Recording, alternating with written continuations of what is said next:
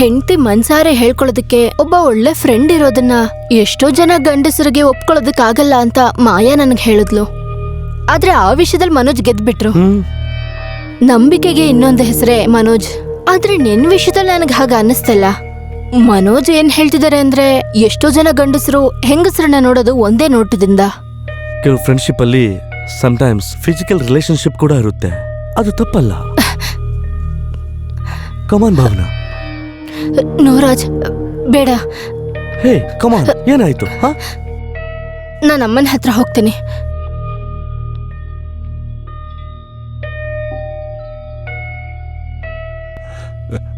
ಭಾವನಾ.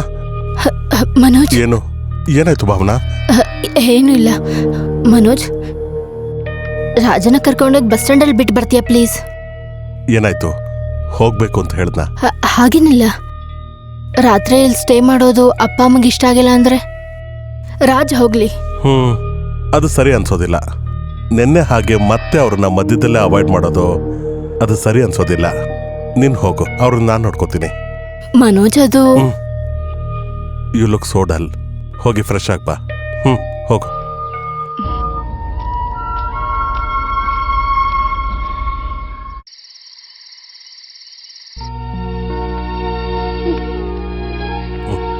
ಅಮ್ಮ, ನನ್ಗೇನು ಅರ್ಥನೇ ಆಗ್ತಿಲ್ಲ ಕಣಪ್ಪ. ಏನು ಇಲ್ಲಮ್ಮ, ಇದು ವಿಚಿತ್ರವಾದ ಒಂದು ನಾಟಕ.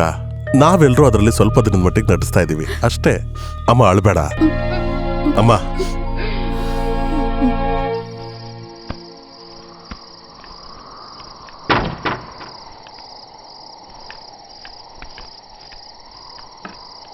ನೀನು ಈ ರೂಮಲ್ಲ ಮಲ್ಕೊಳ್ಳೋದು.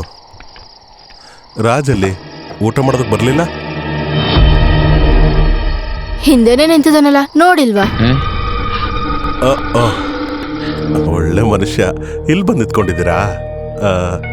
ನೀನಿಲ್ಲೇ ಮಲ್ಕೋ, ನಾನು ರಾಜು ಆ ಕಡೆ ರೂಮಲ್ಲಿ ಮಲ್ಕೋತೀವಿ. ರಾಜ್ಗೆ ಹೊಸ ಜಾಗ ಅಲ್ವಾ? ಬನ್ನಿ Raj. Good night. Good night. Oh, good night.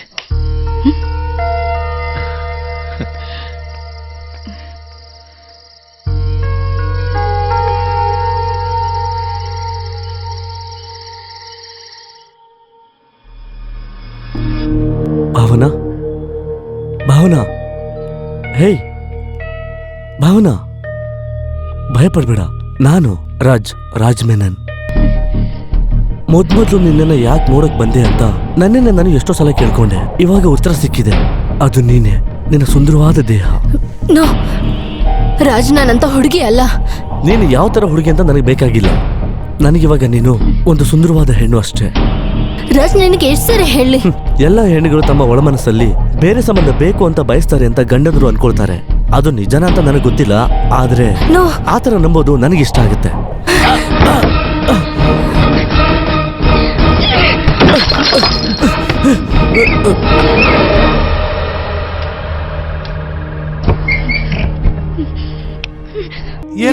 ಏನಾಯ್ತಮ್ಮ ನಿನಗೆ? ಯಾರೋ ಇಲ್ಲಿ. ಅಯ್ಯೋ, ಯಾರೋ ಕಳ್ಳ ಆಗಿರ್ಬೇಕು. ಆ ತರ ಏನಿಲ್ಲ, ನಾನು ತಾಳು ಕೆಳಗಡೆ ನೋಡ್ತೀನಿ. ಏನಾಯ್ತು? ಮನೋಜ್ ಏನ್ ಹೇಳ್ತಿದ್ದಾಳೆ ನೋಡ್ದ ಇವಳು? ಇಲ್ಲಿ ಯಾರೋ ಬಂದಿದ್ರಂತಲ್ಲ. ಕರ್ಕೊಂಡು ಹೋಗು, ನಾನು ಇದನ್ನ ಮ್ಯಾನೇಜ್ ಮಾಡ್ತೀನಿ. ಹೋಗಪ್ಪ, ನನ್ ಜೊತೆ ಬಂದ್ಬಿಡಮ್ಮ, ನಾನು ನೋಡ್ಕೊಳ್ತೀನಿ. ಅಯ್ಯೋ ಮನೋಜ್, ನಮ್ಮ ಮನೆಗೆ ಹೋಗೋಣ ಪ್ಲೀಸ್.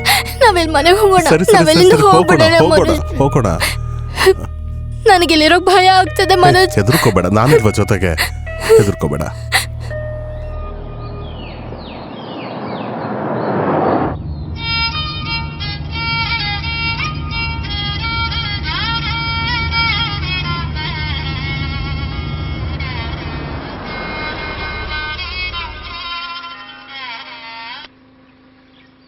ಏನೋ ನನ್ನ ಮಗನೇ, ನನಗೆ ಯಾಮಾರಿಸಿ ನೀನು ನಿನ್ನ ಹೆಂಡತಿ ಆರಾಮಾಗಿರ್ಬೋದು ಅನ್ಕೊಂಡಿದ್ದೀರಾ?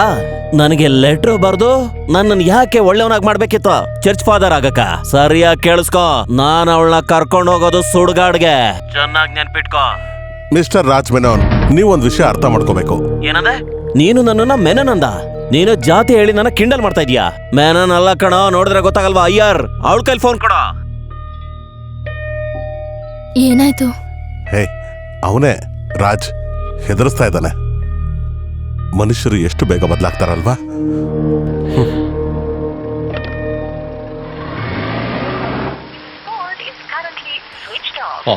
ಫೋನೇ ಸ್ವಿಚ್ ಆಫ್ ಮಾಡ್ಬಿಟ್ಟ.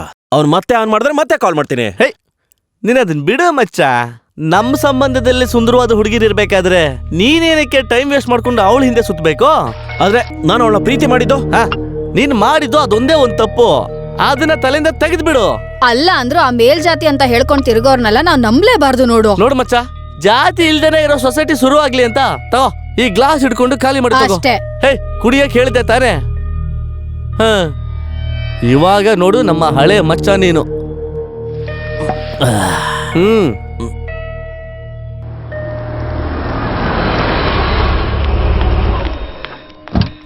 ಸರ್, ಬೆಳಗ್ಗೆಯಿಂದ ಕಾಲ್ ಮಾಡ್ತಾನೆ ಇದ್ದೆ ಸರ್, ರಿಂಗ್ ಆಗ್ತಾನೆ ಇತ್ತು, ನೀವು ಫೋನೇ ತೆಗಿಲಿಲ್ಲ. ಏನಾಯ್ತು? ರಾತ್ರಿ ಏನೋ ಇನ್ಸಿಡೆಂಟ್ ಆಗಿದೆ. ಯಾರೋ ಫ್ಲಾಟ್ ಒಳಗಡೆ ಬಂದು ಎಲ್ಲಾನು ಹಾಳು ಮಾಡಿದ್ದಾರೆ. ಬೆಳಿಗ್ಗೆ ಬಾಗ್ಲು ಓಪನ್ ಇದ್ದಿದ್ದಕ್ಕೆ ನಮಗೂ ಕೂಡ ವಿಚಾರ ಗೊತ್ತಾಗಿದ್ದು. ಬಾಗ್ಲಲ್ಲಿ ಬೇರೆ ನೋಟಿಸ್ ಹಾಕಿದ್ದಾರೆ.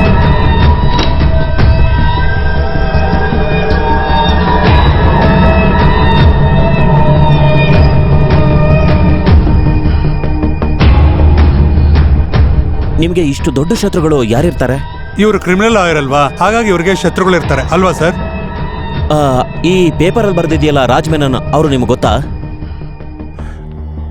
ಇಲ್ಲ, ಗೊತ್ತಿಲ್ಲ ಸರ್. ನೀವು ಬಂದ್ಮೇಲೆ ಪೊಲೀಸರು ತಿಳಿಸೋಣ ಅಂತ. It's all right. ಇದು ನಾನು ನೋಡ್ಕೋತೀನಿ. Please. Thank you. Thank you. Okay.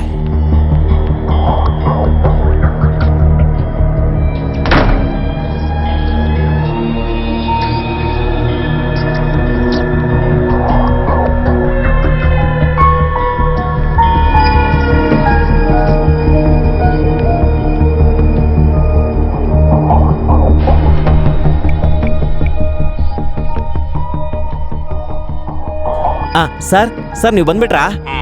ನೋಡಿ, ಹೇಳ್ದಂಗೆ ಎಲ್ಲ ಮಾಡಾಯ್ತು. ಓಕೆ ತಾನೇ ನಿಮ್ಗೆ? ಕಾಸ್ಟ್ಲಿ ಐಟಮ್ ಯಾವುದನ್ನು ಹೊಡೆದಾಕಿಲ್ಲ sir. Thank you so much.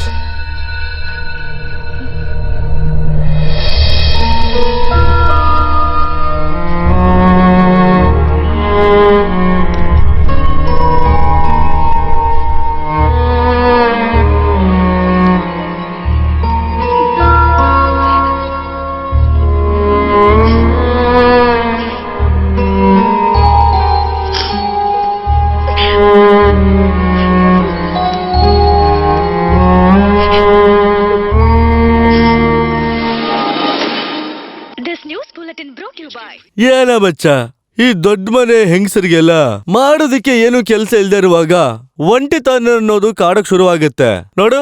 ನಮ್ ತರ ಇರೋ ಜನರಿಗೆಲ್ಲ ಕನ್ಸಲ್ಲೂ ಕೂಡ ನೆನ್ಸ್ಕೊಳಕ್ ಆಗ್ದಿರೋ ವಿಚಾರ ಅದು.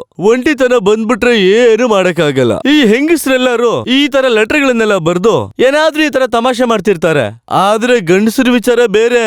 ಕುಡ್ದು ಲಿವರ್ ಹಾಳು ಮಾಡ್ಕೋತಾರೆ. ಲಿವರ್ ಹೋಗುತ್ತಂತೆ. ಹಾಗಾದ್ರೆ ನೀವು ಬೆಳಗ್ಗೆಯಿಂದ ಸಾಯಂಕಾಲದವರೆಗೂ ಕೂತ್ಕೊಂಡು ಕುಡಿತೀರಲ್ಲ, ಅದೇನಕ್ಕೆ? ನೋಡು, ಗೊತ್ತಿಲ್ಲ ಅಂದ್ರೆ ಸುಮ್ನೆ ಬಾಯಿ ಮುಚ್ಕೊಂಡಿರ್ಬೇಕು. ನೀನು ಸ್ಪಿರಿಟ್ ಸಿನಿಮಾ ನೋಡಿದೀಯಾ? ಅದರಲ್ಲಿ ಕಾಸ್ಟ್ಲಿ ಹೆಣ್ಣನ ಹೀರೋ ಏನಕ್ಕೆ ಹೊಡಿತಾನೆ ಅಂತ ನಿನ್ಗೇನಾರ ಗೊತ್ತಿದ್ಯಾ? ಅದು ಒಂಟಿತನ. ಆದ್ರೆ ನಮ್ಮಂತವ್ರೆಲ್ಲ ಕುಡಿತಾ ಇರೋದು ನಿಜ ಹೇಳ್ಬೇಕು ಅಂದ್ರೆ ಅಡಿಕ್ಷನ್. ಆ ಸಿನಿಮಾದಲ್ಲಿ ಏನಾಯ್ತು? ಹೀರೋ ಬೇಡ ಅಂತ ಹೇಳಿದ್ರೆ ಅವರು ಎಣ್ಣೆ ಹೊಡೆದಿನ ಬಿಟ್ಬಿಡ್ತಾರೆ. ಆದ್ರೆ ನಮ್ಮಂತವ್ರು ಸತ್ತೋಗ್ತಾರೆ ಅಷ್ಟೇ. ಹೌದು ತಾನೆ? ಅದಕ್ಕೋಸ್ಕರನೇ ಹೇಳೋದು, ಅವಳು ಆರಾಮಾಗಿ ಮನ್ಸು ಬದಲಿಸ್ಕೊಂಡು ಆರಾಮಾಗಿ ಬಿಡ್ತಾಳೆ. ಆದ್ರೆ ನಮ್ಗಿದ್ ಬೇಡ ಕಣ ಮಚ್ಚ. ಏನೋ ಒಂದು ಆಸೆಯಲ್ಲಿ ನಾನು ಆ ಥರ ಎಲ್ಲ ಮಾಡ್ಬಿಟ್ಟೆ ಕಣ. ನಾನು ಅದನ್ನ ಅವತ್ತೇ ಮರ್ತ್ಬಿಟ್ಟೆ. ಮಚ್ಚ ಹೇಳ್ದಂಗೆ ನಾಯಿ ತಿರುಗ್ದಂಗೆ ನಾನು ಅವಳು ಹಿಂದೆ ಹೋಗೋದಿಕ್ ಶುರು ಮಾಡಿದೆ. ಅದು ನಂದೇ ತಪ್ಪು. ಅದು ಆ ಖುಷಿಗೆ ಇನ್ನೊಂದು ಪೆಗ್ ಹಾಕು. ಬೇಡ. ರಾಜನ್ ಅನ್ನೋ ವ್ಯಕ್ತಿ ಡಿಸ್ಟ್ರಿಕ್ಟ್ ಕೋರ್ಟ್ ಅಲ್ಲಿ ಅಡ್ವೊಕೇಟ್ ಆಗಿ ಕೆಲಸ ಮಾಡ್ತಿರೋ ಮನೋಜ್ ಮನೆಗೆ ಹೋಗಿ ಹಿಂದೆ ನಡೆದಿರೋ ಘಟನೆಯಿಂದ ಅವ್ರ ಮನೆ ಮೇಲೆ ದಾಳಿ ಮಾಡಿದ್ದಾರೆ. ಅದು ಮಾತ್ರ ಅಲ್ದಿರಾ, ಅಡ್ವೊಕೇಟ್ ಹೆಂಡತಿಗೆ ಇವರು ಕಾಟ ಕೊಟ್ಟಿ ಅವರು ಇವರ ಮೇಲೆ ಪೊಲೀಸ್ ಕಂಪ್ಲೇಂಟ್ ಅನ್ನು ಕೊಟ್ಟಿದ್ದಾರೆ. ಅದರಿಂದ ಪೊಲೀಸ್ ಅವರು ಇವರನ್ನ ಮತ್ತೆ ಅರೆಸ್ಟ್ ಮಾಡಲು ಅವರನ್ನ ಹುಡುಕ್ತಾ ಇದ್ದಾರೆ. ಈಗ ಮುಖ್ಯಾಂಶಗಳು. ಅದು ಸರಿ. ಗಂಡ ಹೆಂಡತಿ ಸೇರ್ಕೊಂಡು ನನಗೆ ಆಪಿಡ್ತೀರಾ? ಏನ್ ಮಾಡ್ಬೇಕು ಅಂತ ನನಗೂ ಗೊತ್ತಿದೆ. ಈ ರಾಜನ್ಗೆ ಒಳ್ಳೆಯವನಾಗೋದು ಗೊತ್ತು, ಕೆಟ್ಟವನಾಗೋದು ಗೊತ್ತು.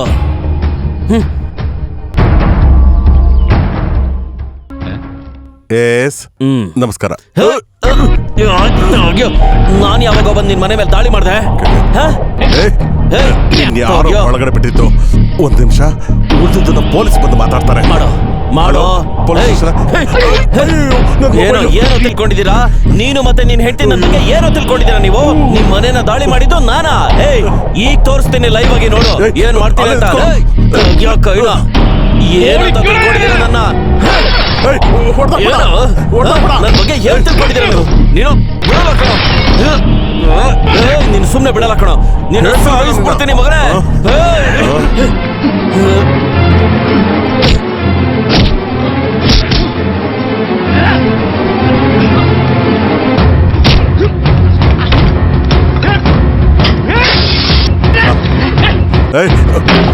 ಮುರಿಬೇಡ, ಬಿಡಲ್ಲ ಕಣೋ. ಎಲ್ಲ ಹಾಳು ಮಾಡ್ತೀನಿ. ಸುಳ್ಳು ಹೇಳ್ತೀನಿ.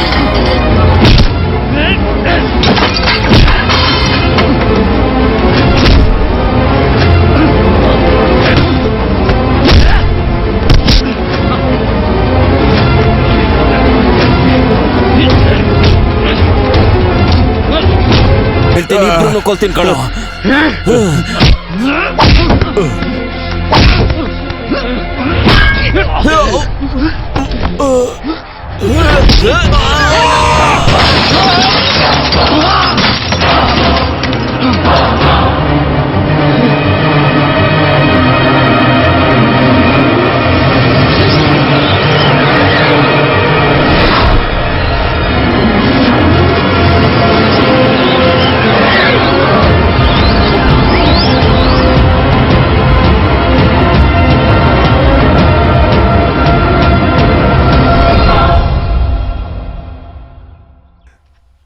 ನೋಡಿ ಮನೋಜ್, ಭಾವನ ಈ ಸಮಸ್ಯೆಯಿಂದ ಪೂರ್ತಿಯಾಗಿ ಆಚೆ ಬಂದಿದ್ದಾಳೆ ಅಂತ ನಾನು ಹೇಳ್ತಾ ಇಲ್ಲ.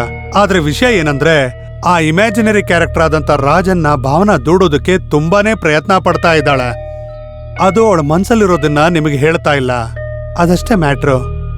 ಅವಳಿಗೆ ನಿನ್ನ ಮೇಲೆ ಪ್ರೀತಿ ಇರೋದಕ್ಕೆ ಅವಳು ಈ ರೀತಿ ಎಲ್ಲ ನಡ್ಕೊಳ್ತಾ ಇದ್ದಾಳೆ. ಎಲ್ಲಿ ಕೈ ತೋರ್ಸು.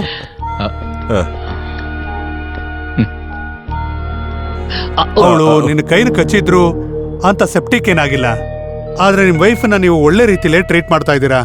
ಸದ್ಯ ಕೈಯಲ್ಲೇ ಮುಗ್ದೋಯ್ತು, ಒಂದ್ ವೇಳೆ ಚಾಕು ಏನಾದ್ರೂ ತಗೊಂಡ್ಬಿಟ್ಟಿದ್ರೆ ಭಾವನಾಗೆ ಇನ್ನು ಮುಂದೆ ಒಳ್ಳೆ ರೀತಿಲೇ ಕೌನ್ಸಿಲ್ ಬೇಕಾಗುತ್ತೆ. ಒಂದಂತೂ ಹೇಳ್ತೀನಿ, she will be all right. Thank you doctor, thank you.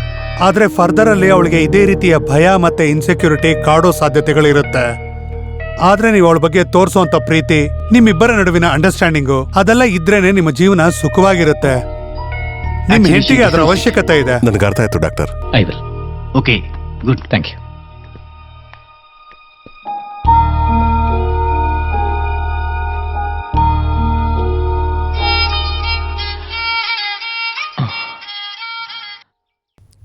Hello hello, ವಕೀಲ್ ಮನೋಜ್ ಅವರು ತಾನೆ? ಹೌದು. ನಾನು ಲಿಬಿ ಮಚ್ಚ. ಯಾರು? ರಾಜನ್ ಜೊತೆ ಇರ್ತೀನಲ್ಲ, ಲಿಬಿ. ಅವ್ರನ್ನ ನಾನು ಸ್ವಲ್ಪ ನೇರವಾಗಿ ನೋಡ್ಬೇಕಿತ್ತು. ನಾವೀಗ ಗೌರ್ಮೆಂಟ್ ಹಾಸ್ಪಿಟಲ್ ಅಲ್ಲಿ ಇದ್ದೀವಿ.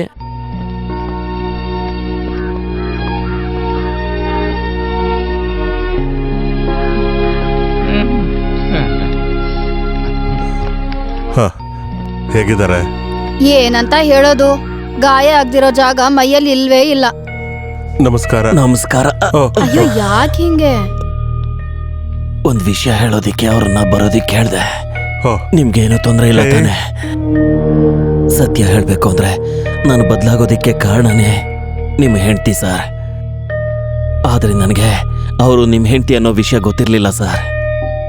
ಅವ್ರನ್ನ ಮದ್ವೆ ಮಾಡ್ಕೊಂಡು ಜೀವನ ಪೂರ್ತಿ ಖುಷಿಯಾಗಿರ್ಬೇಕು ಅಂತ ನಾನು ಜೈಲಿಂದ ಬಂದೆ. ಅದು ನಡೆಯಲ್ಲ ಅಂತ ಗೊತ್ತಾದಾಗ ಕೋಪ ಬಂತು. ಆದ್ರೆ ಅವಳು ಮಾನಸಿಕ ಅಸ್ವಸ್ಥೆ ಅಂತ ನನಗೆ ಈಗ ಗೊತ್ತಾಯ್ತು ಸರ್. ನನ್ನ ಕ್ಷಮಿಸ್ಬಿಡಿ ಸರ್. ನಾನು ಒಳ್ಳೆಯವನಾಗಿದ್ದು ವೇಸ್ಟ್ ಆಗ್ಲಿಲ್ಲ ಅಲ್ವಾ ಸರ್? ಏನು ವೇಸ್ಟ್ ಆಗಿಲ್ಲ ರಜಾ. ಹೊಸದಾಗಿ ನಿನ್ನ ವಿರುದ್ಧ ಯಾವ ಕೇಸು ಹಾಕಿಲ್ಲ. ಮತ್ತೆ ಅದನ್ನ ನಾನ್ ಮಾಡಿದ್ದು, ಅದನ್ನ ನಾನೇ ಸರಿ ಮಾಡ್ಕೋತೀನಿ. ಕೊಲೆ ಕೇಸಿಂದ ನಾನು ನಿನ್ನ ಹೊರಗಡೆ ತಂದ್ಬಿಡ್ತೀನಿ. ಒಂದು ಒಳ್ಳೆ ಜೀವನ ನಿನಗೆ ಸಿಗುತ್ತೆ. ಇವಾಗ ಬದಲಾಗಿದ್ದು ಅವಾಗ ಉಪಯೋಗ ಬರುತ್ತೆ. ಬರ್ತೀನಿ. ಸರಿ ಸರ್. ಸರಿ. ಸರ್, ಹಾ, ಒಂದ್ ವಿಷಯ ನಿಮ್ಮ ಹತ್ರ ಹೇಳಲೇಬೇಕು ನಾನು. ಆ ತರ ಹುಚ್ಚೂರ್ ಜೊತೆ ಸಂಸಾರ ಮಾಡ್ತಾರ ನೋಡಿದ್ರೆ ನಿಮ್ಗೆ 100 ಕೋಟಿ ಪುಣ್ಯ ಬರ್ಲಿ, ನಿಜವಾಗ್ಲು.